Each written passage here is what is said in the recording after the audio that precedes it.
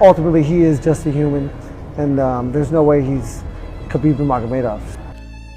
Update berita UFC yang menarik untuk diikuti.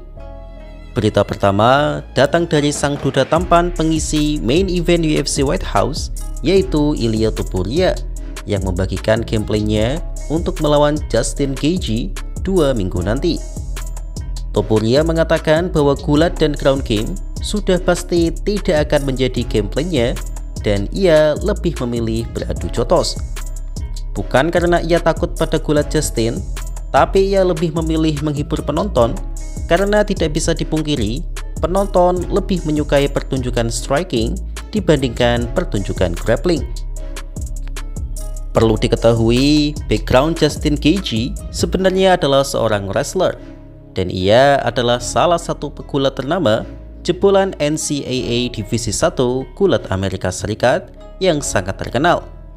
Hanya saja dalam MMA, Justin Gaethje lebih menggunakan gulat itu sebagai skill defense saja dan bukan penyerangan. Karena itu, meskipun Justin Gaethje hampir tak pernah menembakkan takedown, tapi untuk men-takedownnya sangat sulit. Dan hanya Khabib Nurmagomedov saja yang mampu men-takedown dan mengontrolnya dengan sempurna. Michael Chandler dan Rafael Fiziev memang mampu men-takedown Justin, tapi mereka tak bisa mengontrolnya dengan baik. Dan Ilia Topuria tentu saja tidak takut akan hal itu. Ia mengatakan bahwa jika ia mau, ia bisa men-takedown Justin kapanpun. Dan ia juga siap akan meng-out-wrestle Justin jika Justin memilih bergulat. Hanya saja ia lebih memilih striking, dan ia berjanji terlepas bagaimana laga berjalan, Topuria akan mengakhiri Justin dengan KO.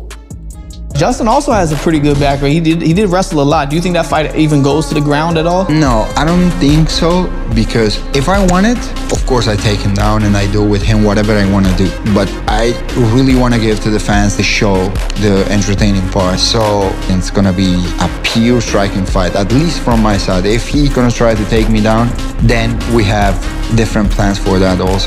But anyways, I'm gonna end up knock him out.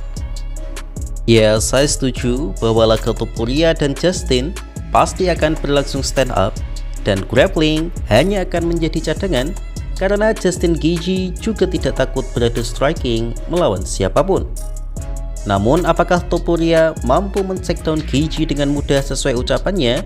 Saya jujur meragukan itu. Topuria mungkin mampu melakukannya, tapi saya yakin tak akan mudah. Karena Justin Gaethje, selain background gulatnya bukan main-main, ia juga rutin berlatih takedown defense bersama Kamaru Usman selama bertahun-tahun. Dan saat ini pun, Kamaru Usman juga membantu Gaethje dalam training camp mereka. Grappler seperti Charles Oliveira pun berhasil menjatuhkan Gaethje bukan lewat grappling, tapi lewat striking. Dan menurut saya dalam hal grappling, Charles Oliveira masih di atas Ilia Topuria. Tapi kalau soal striking, memang ngeri sedap sih Topuria. Ya, semoga saja ada tendangan Justin yang menyasar ke kepalanya dan menumbangkannya. Lah, kok gak netral bang? Ya kan saya fans Justin. Wajarlah kalau saya berharap dia menang. Meskipun secara statistik, tak bisa dipungkiri El Matador sangat layak untuk diunggulkan menjadi favorit. Grew up a grappler, grew up a wrestler, and I'm one of the hardest guys to ever take down. You know, Fiziev caught 2 of my kicks, that's how he took me down. And outside of that, Khabib Nurmagomedov is the only guy that's ever taken me down. Ultimately, he is just a human, and there's no way he's Khabib Nurmagomedov.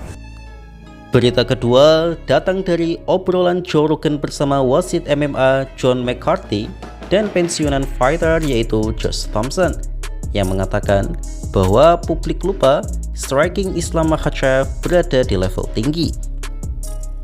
Memang betul bahwa Makhachev sangat ditakuti karena skill grapplingnya menjadi salah satu dan menurut saya memang yang terbaik di UFC saat ini.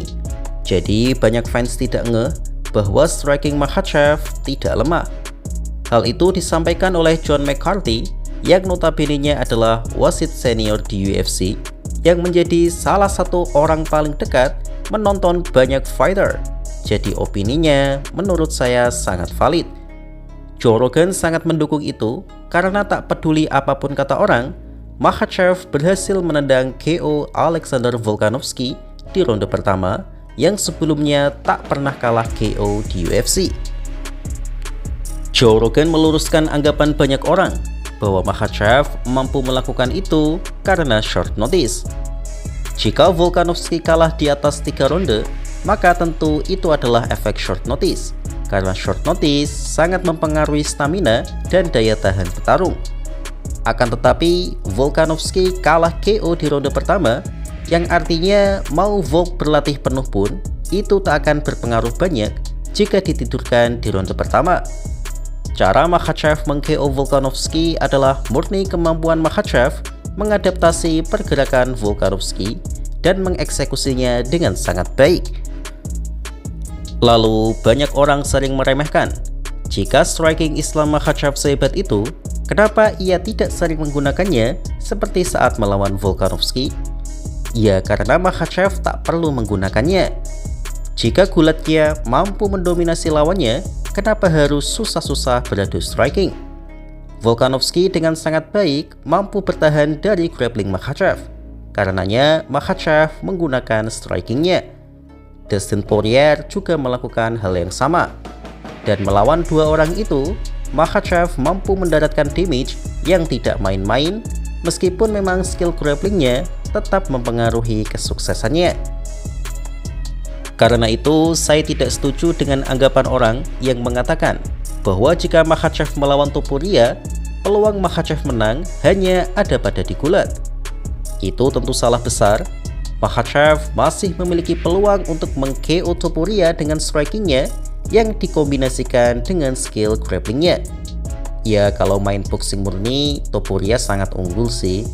Tapi jika di MMA, belum tentu Makhachev kalah adu striking. Because if you think about it, Islam, he smothers everybody. Yeah, he does. And his striking is dangerous as fuck. Well, of course you know. Yeah. Trained with him 100,000 times. But it's like that he's so fucking terrifying once he gets a hold of you. Like he submits everybody. He head kicked Volkanovski. Oh, yeah. I don't care if Volkanovski took it on 11 days notice. He still head kicked Volkanovski. He's got a sneaky left head kick, high kick. Bro, it's nasty. He picks people up standing up, and that's part of the problem is that like you get accustomed to thinking about this guy's a about grappler. the takedown, exactly. Yeah, and then all of a sudden, bing. Yep.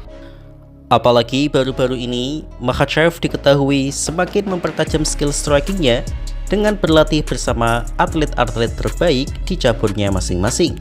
Seperti berlatih bersama juara Olimpiade tinju, juara Olimpiade Taekwondo, hingga juara dunia Muay Thai. Islam Makhachev sendiri mengatakan dalam interview saat menonton Arsenal menjadi runner-up lagi, maksud saya saat menyaksikan final Liga Champions Eropa, bahwa Makhachev akan kembali ke oktagon pada bulan Agustus nanti. Namun lagi-lagi ia masih belum tahu siapa calon lawannya, karena baginya saat ini kelas welter dipenuhi oleh banyak monster ganas yang menginginkan sabuknya. Namun Makhachev menegaskan bahwa hingga ia pensiun, ia tidak akan menyerahkan sabuk itu pada siapapun. Meskipun banyak fighter yang jadi kandidat, Makhachev mengatakan bahwa Ian Garry adalah calon lawan yang paling tinggi kemungkinannya. Kita tunggu saja nanti pengumuman resmi dari UFC. Jadi bagaimana menurut kalian? Tulis di kolom komentar ya. Terima kasih. When are we going to see you back in the octagon? Right after here, I'm going to the camp, and I don't know, August, I will be ready. Any names you can tell us? A lot of contenders, but number one is the Ian Garry, and we have still a couple more who won't take the belt, but I don't give no one.